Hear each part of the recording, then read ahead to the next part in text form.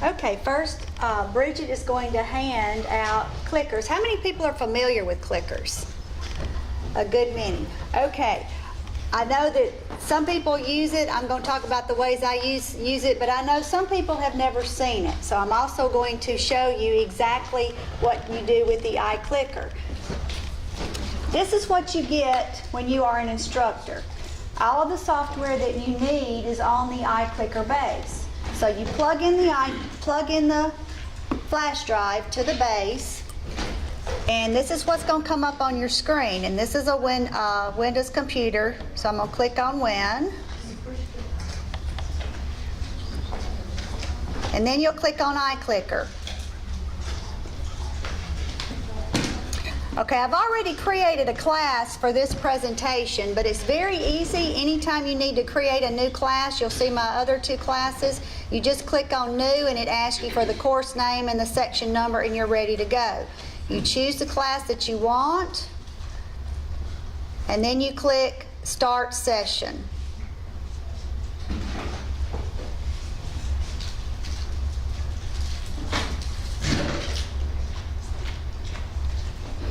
Okay, and now you see the little taskbar in the upper left-hand corner. That is where your iClicker technology is. So you're ready to go, ready to use the iClicker at this point. What you're getting, some of them are, there's the original iClicker, and then some of them are a little fancier. There's an iClicker 2 where you can enter numeric answers, alphanumeric answers. Right now I'm still using just the multiple choice because a lot of the students still have the old iClickers. I'll probably try to use some of the new technology in the fall semester. Also, they have what they call iClicker Go, where students can use their cell phones in place of the clicker. And I am using that this semester. I gave students the option. They download the app and do the registration and all right on the cell phone. So it's really better than the clicker because then they don't have to go to the web and do the registration. You don't even have to remind them to do that. Yes? How much is the app? Like, does it cost more than the iClicker? Now that's a good question. I think the app is actually a little less than buying the iClicker.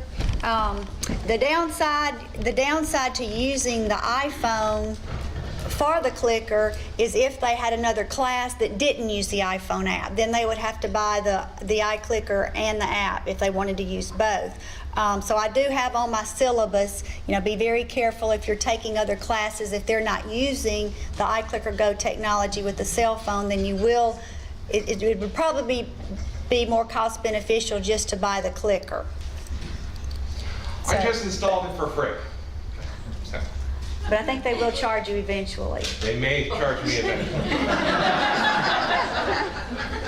We'll find out. So anyway, some of the thoughts you see on the screen are actually, the first semester I used it, I got feedback from students and the only negative comment was that one student said he had to buy something else, but for the most part it was all very positive. So I just showed you how easy the technology is to start. You can use iClicker with any platform. I usually have my clicker questions built into my PowerPoints. And some of the different ways you can use clicker questions to assess if your students are prepared. Have they done their homework? Have they done their reading? You could have clicker questions right at the beginning of class. I'll use it for quizzes a lot. Quizzes, chapter reviews. It's very easy to set up those questions to do for any time you want to ask them questions. Preceding discussion of a topic, and I'll show you how this works in a minute with an actual question. Students, when you do a question preceding a topic, it really gets their curiosity. They really want to know why that is the answer to the question. And then to reinforce lecture material, all during my lecture I will have every now and then stop and have a clicker question. For one, it brings the students' attention back, and they're wanting and giving them feedback on if they're understanding the material. Asking questions twice. Of course, you hear a lot about peer learning, and the way I will use that, and I'll show that in a minute, I will tell the students, I'll give them a problem since I teach accounting. First, try to work it by yourself. and I'll look to see, okay, how many of them are getting it.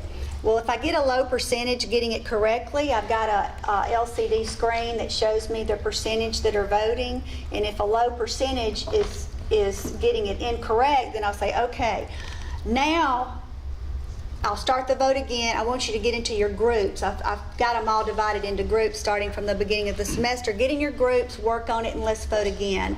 And 100% of the time, that percentage is going to go way up. So it's a great way to use that for peer learning. Okay, so if you've got a clicker, this is an example question, one that I actually use in class. Preceding discussion of a topic.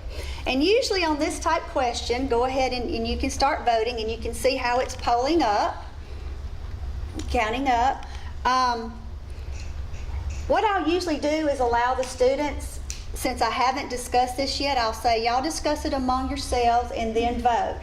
And that way they can really be trying to figure out what the answer is.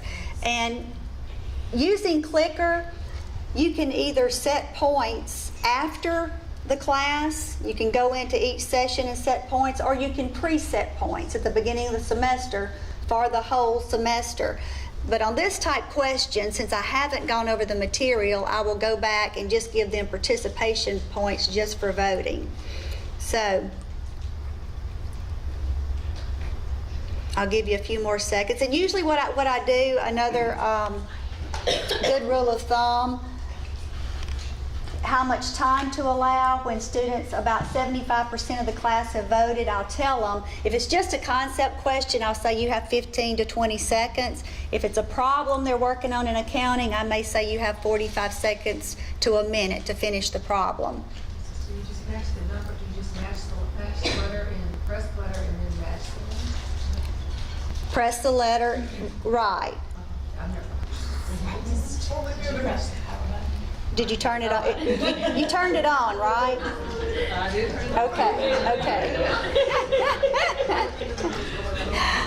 Okay. Has everybody got a chance to vote? Let's see how many. Okay, I see there's not many accountants in the room. Okay, so then what I'll do, all right, let's see how you did. When would revenue be recorded in the following scenario? And you click on the little graph, and it will show, and I'll say, okay, the correct answer is B. Yeah, students either go, yay, or oh. So then I'll explain, for those that aren't accountants, you earn revenue. Revenue is recorded when it is earned, when the work is performed. So see, weren't you curious as to what the answer was going to be? Yeah, when the work is performed or the goods are delivered is when revenue is earned. So that's how I would get started on a discussion on accrual accounting. And that work, it's really, really good. Quick question, with the time frame that you give them to answer the questions, do you ever have cheating issues? With, like, if you give them a certain amount of time, they can see what the people around them are putting for their answer.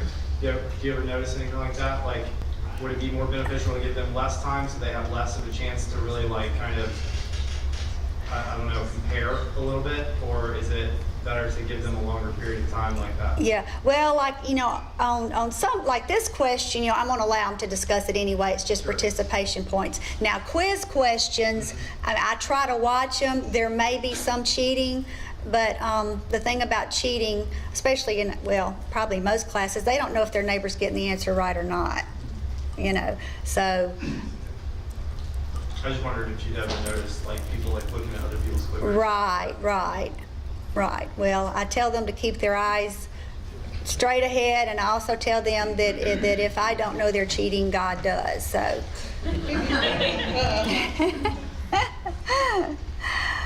So it's the classroom I teach in. It's fairly small. I feel like I can watch them. I'm sure some of them are trying to cheat. Which I also told them one time after an accounting test that if they were cheating, they were doing a terrible job. Okay, so this would be a question. And I'll go ahead and start the polling. This would be the type question where I may allow them, I might use this for a chapter review, I might use it for a quiz, or it might be one where I've discussed the material. we've worked a problem and say, okay, now you try to work it. And I will give the student, allow the students time to work it individually. And then this would be one, okay, if we don't get a large percentage correctly, I will allow them to work in their groups and then vote again.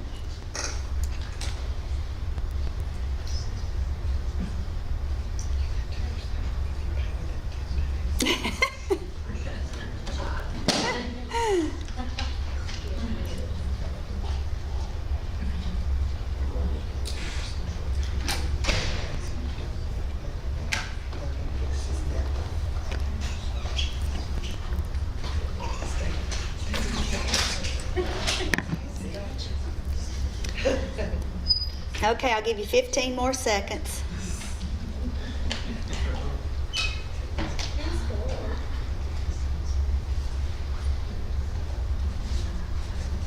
I may go a little over 5 minutes.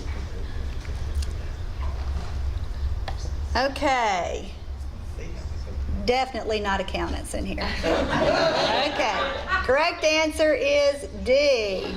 And I always tell my students, if you vote for E, it doesn't count, and I can look and see who you are. Don't vote for E if I don't have E out there. So, the correct answer is D. Purchase, if you've got a purchase of $1,200 on March 2nd, terms 210, net 30.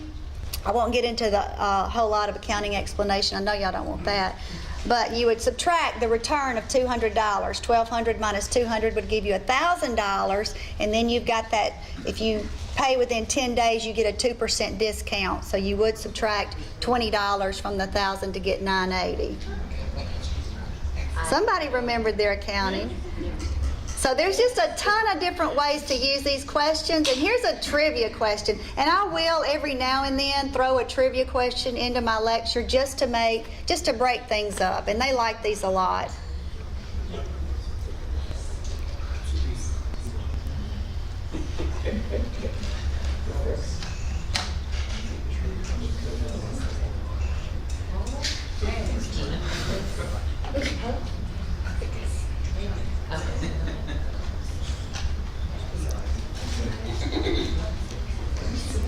I'll give you 10 more seconds.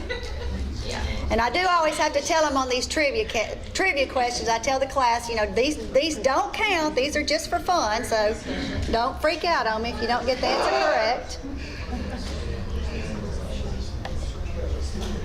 Woo! Y'all aren't good on the on your school knowledge either. What song is played by the Pride of Mississippi Marching Band after the final home game of the football season? Correct answer is C, Amazing Grace.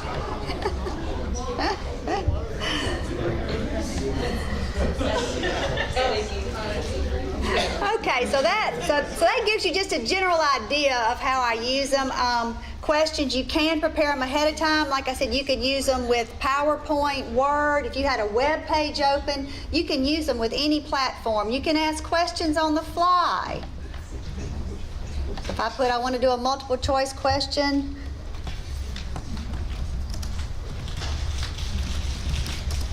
well, let's go to the title.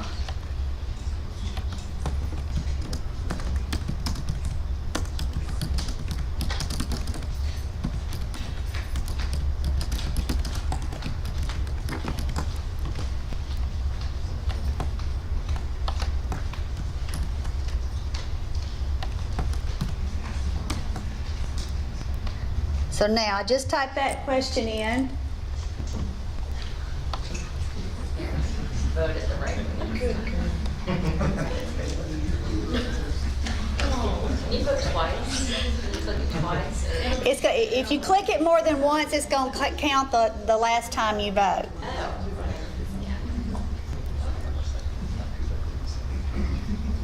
All right, we'll go 10 more seconds.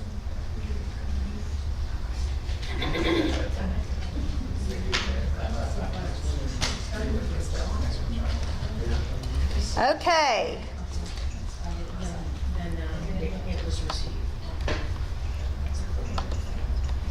Who will win the football game? Correct answer is A.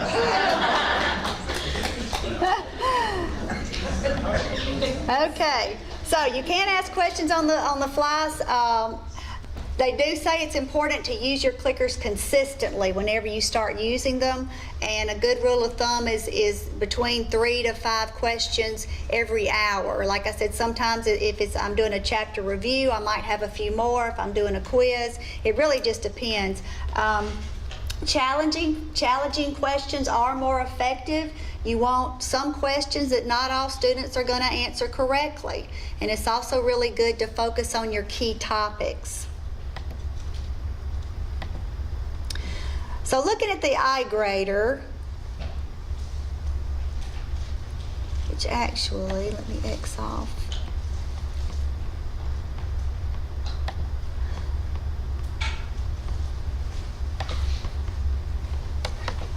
I'm actually going to go into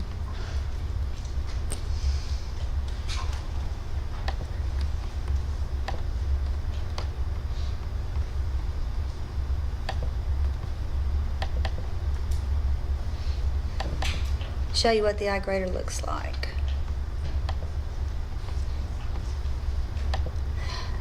Okay, so this is actually the votes from the session, that the questions you just voted on. And you will notice, if you look at the back of your iClicker, there's a serial number.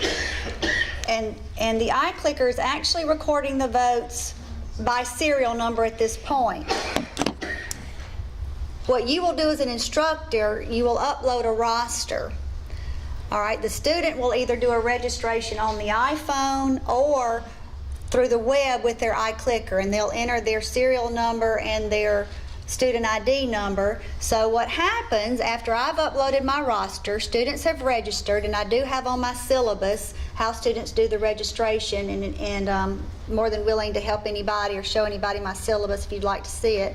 But you see the sync button? When you hit the sync button, it's going to sync those student registrations with their iClicker. So I use this probably the second day of class. I tell students, okay, we're going to go ahead and start using it because the students don't have to be registered to start using the iClicker. But when I hit that sync button, then it will show, I will be able to click this button and it'll show by student name. There's also a button you can generate reports that shows you unregistered students. If you click this button, it's going to generate reports. And you can tell it last name, first name, student ID, remote ID. And it gives you reports. It's going to give you a report. You can get reports for the whole semester, reports by session, reports by student, anything you want.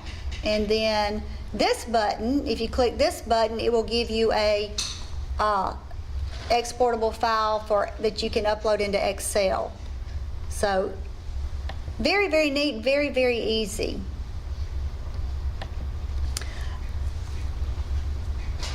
A few other best practices. It's very important to explain to students why you're using iClicker to get them to buy into it. How much time for questions, I went over that. And also, well, especially, well, really any subject, I was going to say accounting, but explain when you use the questions why the answer is correct and why the other answers are incorrect. Very important to do that. And for students to feel like it matters, it needs to count at least 5% of the grade. And another good tip is to have a certain number of free days or a percentage for maximum credit, because you're going to have students that forget them. If a student's got an old clicker, the battery might die. So always a good idea to do that. I do, though, I really like when students come up and say, Miss Simmons, I forgot my clicker. I always like to ask them, well, did you forget your cell phone? You know, they don't forget the cell phone. So maybe that might be a good thing to have the clicker on the cell phone. But like I said, the students, it just really makes a really positive atmosphere. All of my feedback from my students has been extremely positive. And you know, you see students with the technology all the time. So I just think it's great for them to have that in class. Thank you.